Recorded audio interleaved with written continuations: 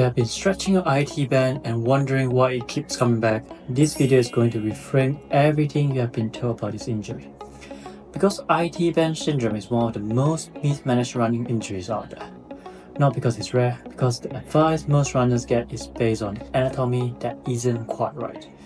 You've probably been told that IT band is tight, you get told to stretch it, and then you rest for a week, start running again, and within 2 or 3 runs, it's back. It's what happens when a treatment doesn't match the actual problem. Today I'm going to walk you through what the IT band actually is, what really drives IT band syndrome, why the standard advice fails long term, and what evidence says about what actually works. By the end of this, you'll understand this injury better than most people. Let's dive into it. Let's start with the biology. The iliotibial band is a long, thick strip of connective tissue that runs down the outside of your thigh. It starts at the hip, it runs all the way down past the knee. And here's the key thing most people don't know. It's not a muscle, so it cannot contract or relax. It's a fascia, a dense, fibrous connective tissue. Think of it like a very tough rubber band that's been fused to the side of your leg. And because it behaves more like a tendon than a muscle, the idea that you can stretch it is, frankly, a bit of a myth. You can pull on it, you can press into it with a foam roller, but the IT band itself barely moves. In studies using imaging, we can see that it deforms by less than 1 millimeter under tension. So when you do that standing stretch with your ankle crossed in front of the other, you're not lengthening the IT band. You're probably stretching the hip flexor on the other side. Now, none of this means the stretch is harmful exactly, but it does mean it's not treating the problem. And if you don't treat the problem doesn't go away. And what the IT band actually does is, the IT band connects to the tensor fascia lata, a small muscle at the top of your hip, and to the gluteus maximus. These muscles create tension in the band as you run. And that's actually a good thing. During running, the IT band works like a spring. It stores and releases elastic energy. In some studies, it contributes up to 70% of the elastic recoil during the stance phase of running. So when it starts producing pain, the question isn't how do we loosen it? The question is, why is the load becoming too much for the tissues around it? Because that's what IT band syndrome actually is. It's not a tear, it's not inflammation of the band itself. It's load-related pain in tissue at the lateral knee, where the IT band compresses against the fat pad and structures beneath it. And the load problem almost always comes from the hip. What actually driving it? Here's where I want to spend more time because this part matters. The IT band can't be stretched and the pain is about load. What's creating too much load? Usually it's one of two things, sometimes both. Driver 1, training error. The first is training error. This is the most common and is often subtle. You increase your mileage too quickly, you added a hill road without thinking about it, you came back from a holiday or an injury and jumped straight back to where you were. The IT band syndrome presents and immediately assumes something is structurally wrong. But actually, the tissue just wasn't ready for what you asked for it. This is the same principle that drives most overuse injuries. The demand exceeded the capacity. Now here's where it gets interesting. If you rest, the demand goes away, the pain settles, you start running again. The demand returns. And if the capacity hasn't changed, you're right back where you started. Rest alone is not a treatment, it's a temporary fix. Driver 2, hip weakness. The second driver is hip weakness. And this is one of that catches people off guard.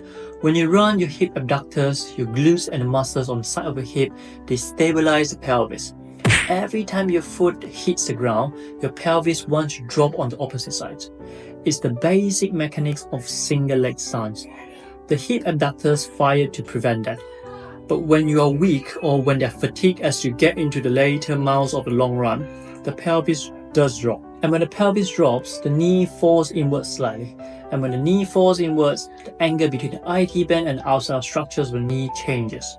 More compressions, more frictions, more load on tissue that was already at its limit. That's why IT band syndrome so often appears at a very specific point in a run. At 7 kilometers, at 10 kilometers, the same point every session. Because that's when the hip abductors are fatigued. and losing the ability to control the pelvis. This is why people I see in the clinic with IT band syndrome often have completely normal hip strength on test. They can pass a single leg squat, they can hold a side-lying hip abductions, but put them on the treadmill for 40 minutes and by the end, their pelvis is dropping, their knee is diving inwards, and the IT band is under far more stress than it was at kilometers 1 or 2. The weakness isn't about raw strength, it's about endurance and neuromuscular control under fatigue. And that's very different problem with a very different solutions. Section 3. Why the standard advice fails? Let me be direct here. The standard advice for IT band syndrome has not changed meaningfully in decades. Rest, ice, stretch, foam roller, and understand why that advice persists. Because for mild early stage cases, rest does make the pain go away, but it's not solving the underlying problem. Let me walk you through each piece. Rest is useful for short term, but not a fix. If training error causes it, rest removes the irritant, but it doesn't build a hip endurance. It doesn't improve movement control. As soon as you return to running, the same mechanics are still there. Ice. Ice has a role in managing acute pain, but IT band syndrome isn't primarily an inflammatory condition in the traditional sense. The 2019 systemic review of IT band syndrome found that very limited evidence for ice as a standalone treatment. It can help you feel better in the short term, but it's not changing anything structurally. Foam rolling. Here's the answer. Foam rolling the IT band can help, but not because it's releasing tiredness. The mechanism is more like neurological, changing how sensitized the tissue are, temporarily reducing the pain signal. Some runners find it generally helpful as part of a warm-up routine, but as a treatment on its own, without addressing the load, without strengthening the hip, it's managing the symptoms, not the cause, because nothing changed. And what actually works? This is the part I want you to remember, because if you take nothing else from this video, take this. IT band syndrome is a hip problem that presents at the knee, and treating a knee without treating a hip is exactly why most people never fully resolve it. Here's what evidence supports. Step 1. Modify load. The first goal is to bring the load below the threshold that triggers pain. That doesn't always mean stopping running. Often it means reducing mileage by 30 to 40%, temporarily removing heels, particularly downhills, which dramatically increase IT band compressions. Shortening your stride slightly, which reduces lateral knee load at foot stride. Increasing your step rate, which is your cadence, by around 5%, which changes the mechanics in a way that reduces IT band stress. There's a good evidence for the cadence change specifically. A 2016 study showed that increasing step rate by 5% reduced IT band strain by 16%. That's significant, and it's something you can implement tomorrow. You don't need special shoes, you need to take shorter, quicker steps. Step 2. Rebuild hip endurance. The goal is to have hips that can sustain adequate control for the full duration of your run, including when you are tired. Start with the basics. Side-lying hip abductions, clamshells, glute bridges, but these alone won't get you there. The exercises that matter most are single leg loaded running specific, like single leg deadlifts, step downs, lateral band walks at speed, running specific hip abductor work that challenges stability under fatigue. The volume matters too.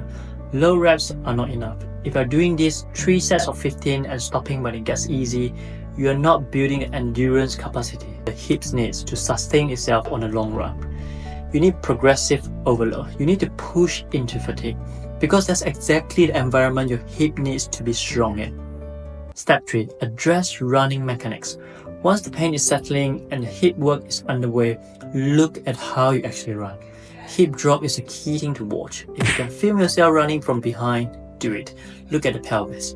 Is it staying level, or does it dip on the side of the swing leg? Other things to look at, such as excessive crossover, where your foot lands inside your midline, which increases IT band tension, or trunk lean to the sides, or knee valgus on landing. You don't need to overhaul your entire gait. Small changes made gradually with time to adapt. But if the mechanics don't change, the load doesn't change, and the injury cycles back. Step 4. Return to running progressively. The return to run should be gradual and structured. A simple rule I give runners in clinic. The first run back should feel stupidly easy. If it doesn't, you went back too much too soon. Start with flat surfaces, start with time, not distance. 10 minutes, then 20.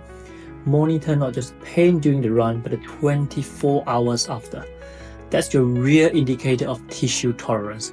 If you wake up the next morning and your lateral knee is fine, you are on track. If it's sore, stiff, or noticeably tender, you have done too much. Pull back by 30%. Being patient here is not weakness, it's a strategy. Here's what I want you to leave with. IT band syndrome is not mysterious. It's a response to load that exceeded capacity. The IT band itself is not a problem. It's a structure taking on more than the surrounding system can handle. If you fix a hip, manage the load, rebuild gradually, those three things in that order resolve most cases. The runners I've seen get stuck with this for years, sometimes 2, 3, even 5 years, almost always had one thing in common. They kept targeting the knee, foam rolling it, stretching it, resting it, going back to running too much too soon, and the whole cycle repeats. Only few people ever sat down with them and explained that the pain at the knee is just where the IT band is annoying. The source is higher, the fix is higher, and now you know that, which means you're already ahead of where most runners are when they first walk through the door. If this video helped you make sense of something you've been struggling with, share it with someone who needs to hear it.